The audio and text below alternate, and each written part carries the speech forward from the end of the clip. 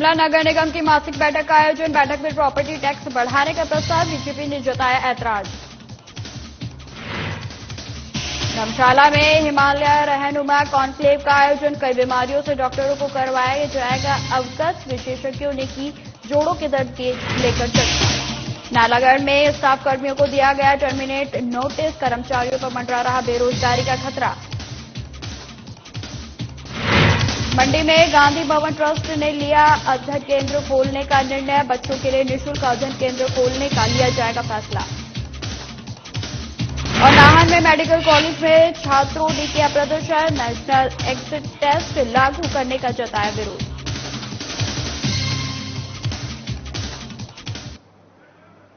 नमस्कार, स्वागत है आप सभी का हिमाचल की खबरों में। मैं आपके साथ निकिता कश्यप। बुलेटिन की शुरुआत करते हैं। बिलासपुर जिले के घुमारवीं विधानसभा के अंतर्गत डंगार में आने वाले संस्कृत महाविद्यालय को पिछली जयराम सरकार ने जून 2021 को अधिकृत कर लिया था।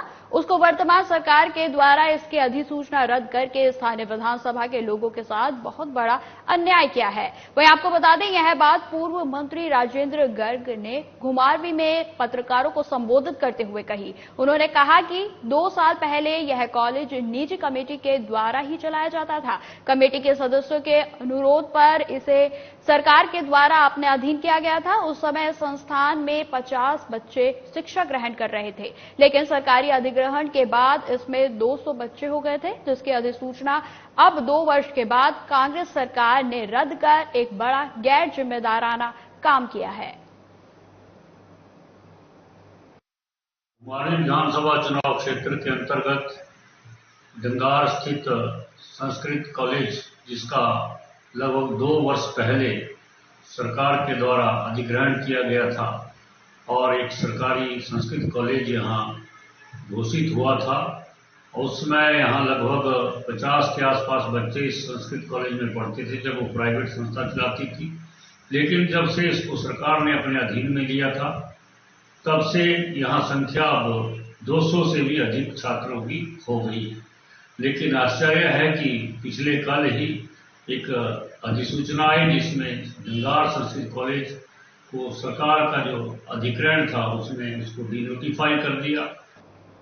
शिमला नगर निगम की मासिक बैठक का आयोजन बचत भवन में हुआ। नगर निगम शिमला के मेयर सुरेंद्र चौहान के स्वस्थ होने के बाद यह बैठक हुई। वहीं आपको बता दें कि बैठक में शिमला शहर के विधायक हरीश जनारथा भी मौजूद रहे। बैठक में शहर के कई महत्वपूर्ण विकास कार्यों को लेकर चर्चा हुई। साथ ही नगर निगम शिमला की बैठक में 4% प्रॉपर्टी टैक्स बढ़ाने पर भी चर्चा हुई। प्रॉपर्टी टैक्स बढ़ाने का भारतीय जनता पार्टी के पार्षदों ने विरोध किया है। वहीं शिमला शहर के विधायक ने कहा कि नगर निगम शिमला की मासिक बैठक में शहर के कई महत्वपूर्ण कार्यों को लेकर चर्चा हो रही है। हमने बिल्कुल प्रॉपर्टी टैक्स को लेकर विरोध किया है। इनका कहना था कि ये सेंटर गवर्नमेंट का आदेश है या पीछे जो है वो पास हुआ है।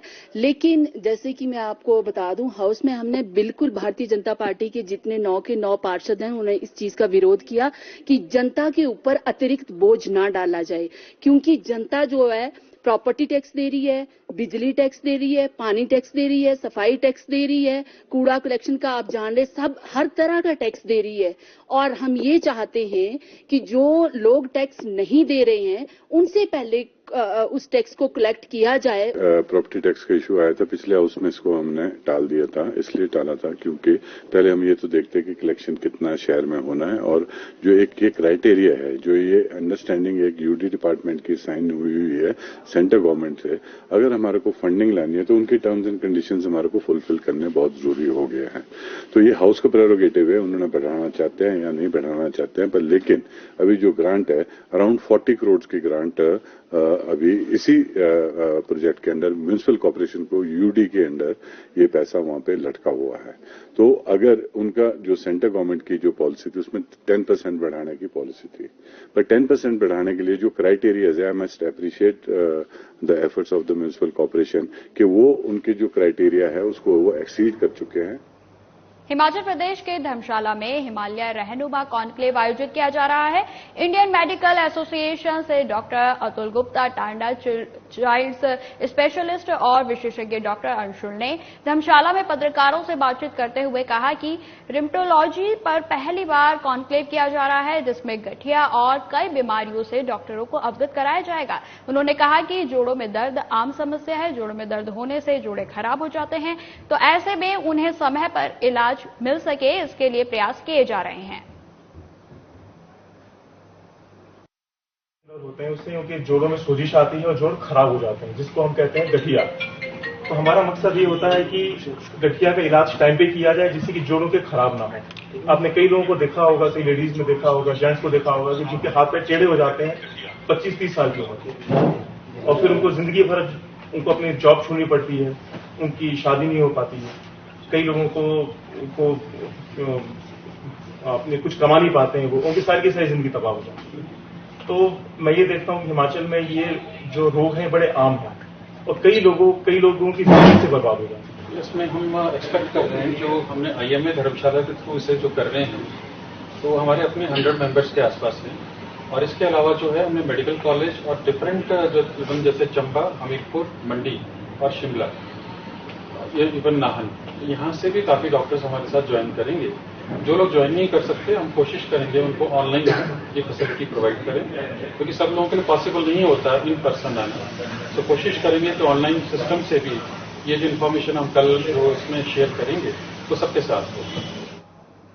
नालागढ़ में कोविड-19 के दौरान रखे गए 2 दर्जन से करीब स्टाफ के सदस्यों को अब बेरोजगार होने का उन पर खतरा मंडराने लगा है, क्योंकि हर बार की तरह इस बार भी स्थानीय स्वास्थ्य विभाग की ओर से उन्हें टर्मिनेट का नोटिस दे दिया गया है और उन्हें कल से काम पर आने के लिए मना कर दिया गया है। इसी को लेकर टर्मिनेट हुए सभी स्टाफों के सदस्यों में खासा रोष भी देखने को मिल रहा है और उनका कहना है कि कोविड-19 के दौरान उन्हें उस समय रखा गया था जब एक व्यक्ति दूसरे व्यक्ति को छू तक नहीं सकता था, लेकिन उन्होंने अपनी जान जोखिम में डालकर उस दौरान महामारी काल में ड्यूटी की थी और अपनी अहम भूमिका अदा की थी। लेकिन अब उन्हीं कर्मचारियों को स्थानीय स्वास्थ्य विभाग अपनी मनमर्जी के चलते उन्हें टर्मिनेट का नोटिस दे रहा है और उन्हें ड्यूटी पर आने के लिए मना कर दिया गया है। वहीं कर्मियों का कहना है कि जब तक सरकार उनके लिए कोई निर्णय नहीं लेती है, वह रोज की तरह ड्यूटी पर आएंगे और BMO ऑफिस के बाहर धरने पर बैठने के बाद वापस अपने घर चले जाएंगे। मेरी यही मांग है सरकार से कि हमारी जॉब है वो कंटिन्यू चलती रहे, है ना, और हमारी सैलरी टाइम से टाइम आती रहे। और जैसे टांडा वगैरह में सारे कंटिन्यू जॉब कर रहे हैं, है ना, और यहीं पे हमें हर महीने 2-3 महीने के बाद निकाल देते हैं और फिर से टर्मिनेशन लेटर हमारे पास दे देते हैं कि हाँ आप लोगों का कंटिन्यू नहीं होगा आगे से आगे। आज फिर से हमारे पास सबने इन्होंने टर्मिनेशन लेटर पकड़ा दिया। बस पता नहीं BMO का यही बोलना है कि CMO सर से ऑर्डर है कि आप लोगों को टर्मिनेट किया जाता है। हम कंटिन्यू ड्यूटी आते रहेंगे। 2 साल से कोविड-19 में यहाँ काम कर रही है। ये नालागढ़ का मेकशिफ्ट हॉस्पिटल है। सर हमने उस टाइम काम किया था जिस टाइम कोई भी अपनों को अपना नहीं मानता था। तो सर आज हमें हम जो CM सर के पास गए थे हम शिमला, तो उन्होंने हमें ये बोला था कि आप अपनी ड्यूटीज कंटिन्यू रखिए, हम आपको एक्सटेंशन दे देंगे। लेकिन सर जो हमारी हायर अथॉरिटी है उन्होंने हमें आज टर्मिनेशन लेटर दे दिए हैं। वो बोलते हैं कि जब तक ऊपर से एक्सटेंशन लेटर नहीं आता तब तक आप ड्यूटी को डिसकंटिन्यू करिए और जब आएगा तो हम आपको बुला लेंगे। उन्होंने हमें ऐसा बोला है कि CMO सर ने ऐसा। खबरों में आगे बढ़ते हैं। 1 रैंक 1 पेंशन पार्ट 2 की विसंगतियों को लेकर पूर्व सैनिक देश भर के में लंबे समय से संघर्ष कर रहे हैं और विसंगतियों को लेकर पिछले तकरीबन 4 महीनों से दिल्ली के जंतर मंतर पर पूर्व सैनिकों का धरना प्रदर्शन जारी है। 1 रैंक 1 पेंशन की विसंगतियों के कारण खपा हुए पूर्व सैनिकों ने आज देश भर के सभी जिला मुख्यालयों में भूख हड़ताल करने का ऐलान किया था।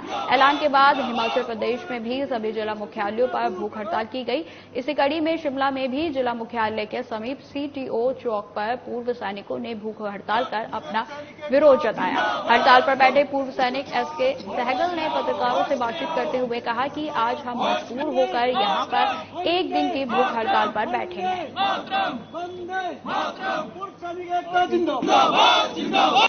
आज हम यहाँ पर मजबूर होकर के 1 दिन की भूख हड़ताल पर बैठे हैं कि केंद्र सरकार ने पहले तो हमें 1 रैंक 1 पेंशन जो है वो कोश्यारी कमीशन के मुताबिक असली प्रारूप में नहीं दिया था।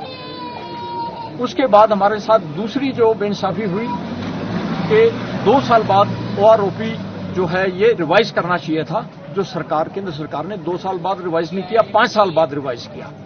जब 5 साल बाद रिवाइज किया तो उसमें क्या हुआ कि हमारे ऑनरेरी कैप्टन, JCOs, ORs, इनकी पेंशन्स जो है वो कम कर दी गई, जिसमें सबसे ज्यादा जो प्रभावित हुए JCOs और ऑनरेरी कैप्टन रैंक के, ऑनरेरी लेफ्टिनेंट रैंक के हमारे पूर्व सैनिक प्रभावित हुए।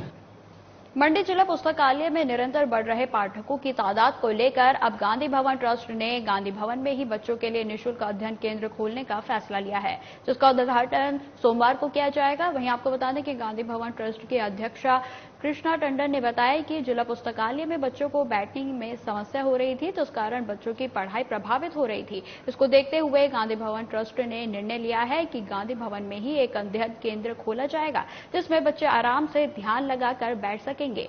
कृष्णा टंडन ने यह भी बताया कि इस अध्ययन केंद्र में लगभग 30 बच्चों के बैठने की क्षमता है और सुबह 10 बजे से लेकर 5 बजे तक यह निःशुल्क अध्ययन केंद्र बच्चों के लिए खुला रहेगा।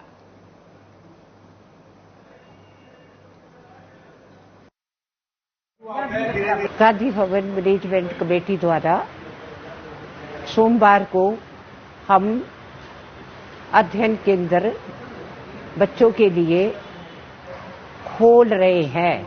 गांधी भवन में उद्घाटन सोमवार को होगा, तो 11 बजे का समय है और उसमें जो है वो 24-30 बच्चों का बैठने का प्रबंध है और बच्चे जो है वो सुबह 10 बजे से लेके 5 बजे तक अपना अध्ययन कर सकते हैं वहां पर। नाहन में नेशनल एग्जिट टेस्ट MBBS के छात्रों के लिए लागू किया जाएगा, जिसके विरोध में नाहन के doctor YS Parmar medical college के प्रशिक्षुओं ने काले बिल्ले लगाकर आधे घंटे का शांतिपूर्ण प्रदर्शन किया। इसमें 2019 बैच के प्रशिक्षु शामिल हुए। छात्र संचित राणा ने बताया कि जब उन्होंने 2019 में एडमिशन लिया था तब ऐसी कोई कंडीशन नहीं थी, लेकिन अब इसे लागू करना गलत है क्योंकि उन्हें इसके लिए अलग से पढ़ाई करनी पड़ेगी। इसलिए वो सरकार के सामने अपना रोष प्रकट कर रहे हैं।